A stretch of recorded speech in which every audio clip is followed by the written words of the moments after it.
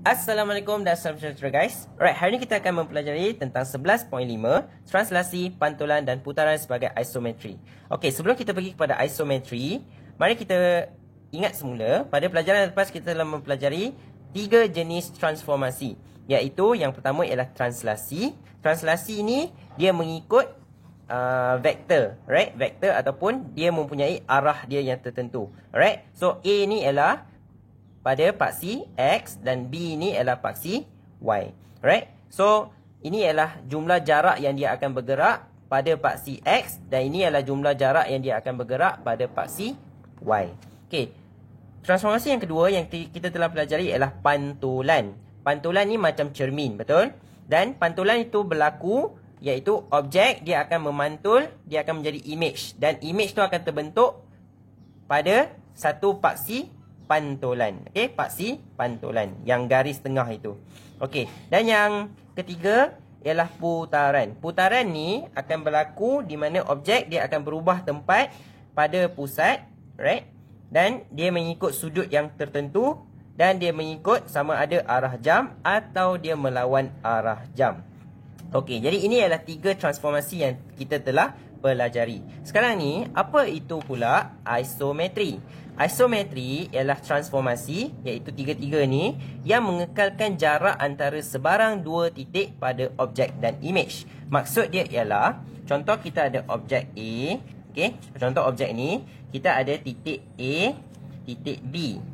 Okey, jarak ini titik A dengan titik B. Jadi 2 titik ni, dia akan sama pada objek, ni adalah objek. Bila dia menjadi image, jarak A dengan B ini masih sama. Okey, jadi dia tidak berubah jarak dia antara 2 titik pada objek dan pada image. Ini adalah image. Contoh kita ada A, B. Okey, ini adalah C. So, C dengan B, contoh panjang dia macam ni. Dekat image pun panjang dia sama antara 2 titik. Itulah maksud isometri. Okey, boleh? Jadi isometri adalah transformasi yang mengekalkan jarak antara sebarang 2 titik pada objek dan image. Jadi sekiranya image itu tidak sama lagi panjang dia dengan objek, maka itu bukan isometri. Isometri, image dia mesti sama panjang dan sama bentuk dia dengan objek. Jadi itu juga kita boleh katakan sebagai kongruen. Kongruen ni ialah objek dan image sama saiz dan bentuk. Jadi sekiranya cikgu ada dekat sini segitiga macam ni, kalau sini juga segitiga lebih kurang sama bentuk, sama panjang dia antara 2 titik. Jadi ini ialah kongruen. Okey. Kalau ini adalah bentuk macam ni, tiba-tiba image dia jadi bentuk bulat. Ini bukan kongruen. Ataupun image dia macam ni. Objek dia macam ni, tapi image dia tiba-tiba dia jadi kecil. Panjang di antara 2 titik ni dah tak sama. Jadi ini bukan kongruen dan bukan isometri. Alright, boleh? Okey. So itu dulu. Sekarang ni mari kita bincang beberapa soalan untuk kita lebih memahami bab ni lah. Okey. So okey. So apabila kita bincang 19 dengan 20 ya. Okey, 19A. Apabila segitiga PQR dipetakan kepada P prime Q prime R prime. Ini adalah image, ini adalah objek. Di bawah satu translasi, pantulan dan putaran, panjang PQ adalah sama dengan panjang P prime dengan Q prime. Okey, jadi ini ialah kita panggil isometri lah, right? So, kalau dia dalam translasi pantulan dengan putaran, kalau dia ialah isometri, dia sebenarnya panjang dia akan sama. Okey, B. Transformasi yang mengekalkan jarak antara sebarang 2 titik pada objek dan image dikenali sebagai isometri. Kita telah pelajari tadi. Dan dalam satu isometri, objek dan image adalah kongruen. Okey, boleh?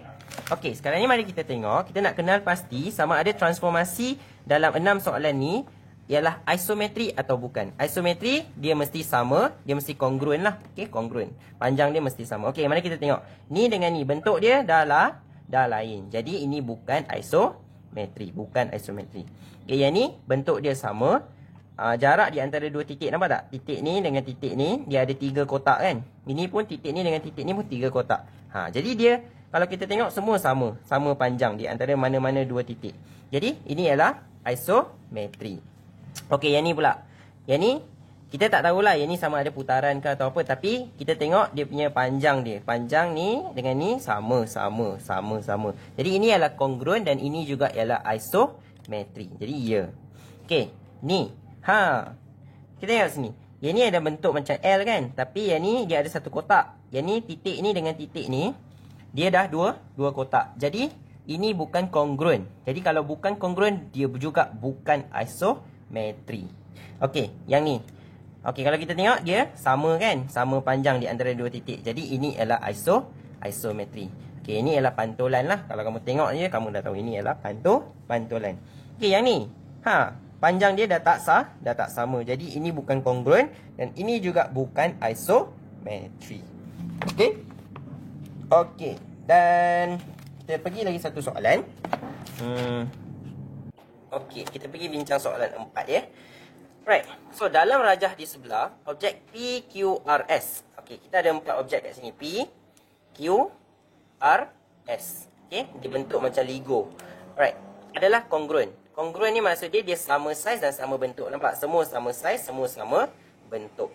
Tentukan jenis transformasi isometri bagi setiap yang berikut. Okey, apa transformasi isometri yang telah berlaku? Okey, sekarang ni kita tengok objek P kepada Q. P dengan Q. Kamu rasa-rasa apa? Apa transformasi yang telah berlaku? 3 jenis tadi. Sama ada pantulan, atau translasi, ataupun putaran. Yang mana satu? Kalau kita tengok kat sini, dia sebenarnya ialah, apa dia? Ini ialah translasi. Dia berubah tempat dia mengikut vektor. Ni dia bergerak ke sini dulu. Okey, mungkin dia bergerak kalau kita tengok kat sini, kotak ni dengan kotak ni 1 2 3 4. Okey, dia bergerak 4 ke kanan dan 1 2 3. 3 ke atas. Jadi ini ialah translasi. Right. Objek P kepada R. Objek P kepada R, kamu tengok dia dah berubah dia punya position dia. Okey, dan dia mungkin ada satu pusat di mana dia berubah dan dia mengikut arah jam. Okey, so daripada sini dia dah berubah ke sana. Jadi ini ialah putaran. Dan S, P dengan S. Kamu kalau tengok sini dia ada paksi dia. Okey, dia memantul pada paksi ni. So paksi ni ialah Y sama dengan 1. Pada paksi ni Y sama dengan 1. Jadi ini ialah pantulan. So Q ialah translasi, R ialah putaran, S ialah pantulan. Okey, so cikgu harap kamu dah boleh faham. Cikgu akan jumpa lagi kamu pada video yang akan datang. Kita akan bincang tentang 11.6. Okey, bye-bye. Assalamualaikum.